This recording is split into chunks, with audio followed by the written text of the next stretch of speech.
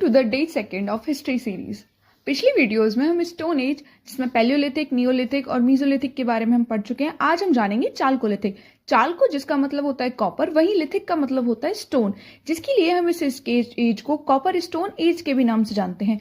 इस एज की शुरुआत हुई थी नियोलिथिक एज के एंड से, जहां पर जो लोग थे वो स्टोन्स के साथ साथ कॉपर मेटल का भी यूज करना शुरू कर दिया था, तभी से इसको चालकोलिथिक एज शुरू हो गई थी। कॉपर मेटल से याद रखना कि ये फर्स्ट मेटल था जिसको ह्यूमंस ने, होमोसेपियंस ने यूज किया था।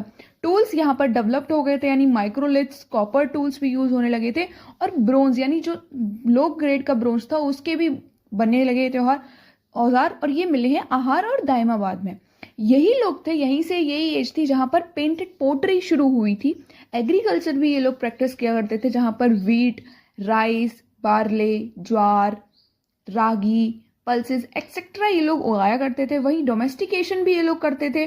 किस किस का? काउ का, शीप्स का, got, pigs, buffaloes for meet and milk. याद रखना, हॉर्सेस अभी तक ये लोग नहीं जानते थे, हॉर्सेस का यहाँ से कोई अवशेष नहीं। वहीं शेल्टर के लिए ये लोग यूज किया करते थे मिट्टी से बने हुए घर, जो कि रेक्टेंगुलर और सर्कुलर शेप के हुआ करते थे। नेक्स्ट चीज जो थी, ये लोग कॉपर मेल्टिंग से औजार बनाते थे, मतलब कॉपर मेल्टिंग और स्पाइनिंग और वीविंग की आर्ट भी जानते थे, यानी ये सिलाई बुनना और जो धागे काटने हैं वो वाली भी जानते थे। ब्यूरल प्रैक्टिस जो थी, यानी दफनाने की जो प्रक्रिया थी, वो डिस्टिंक्ट वाइज थी, मतलब अलग अलग क्षेत्र के हिसाब से अलग अलग थी।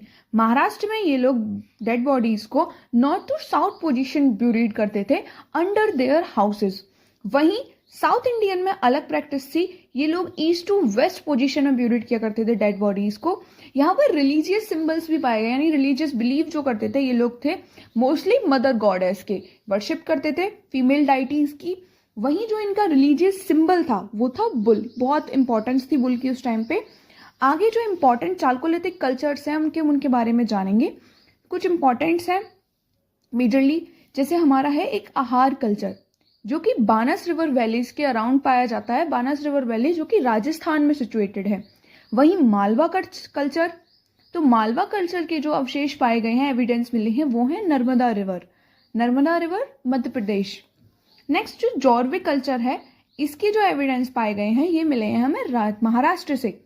और एक और बात याद रखना जॉर्वे कल्चर की, कि ये दायमाबाद में सिचुएटेड है, और ये जो है वो जॉर्वे कल्चर की लार्जेस्ट साइट दायमाबाद में है। कुछ इंपॉर्टेंट्स और हैं, इंपॉर्टेंट साइट चालकोलिथिक की, वो आप पढ़ लीजिएगा। और अब आप लोग मुझे कमेंट करके बताएं, जैसे कौन से ऐसे दो मेटल्स हैं जिनको मिक्स करके हम ब्रोंज मेटल बनाते हैं। Thank you for watching the video and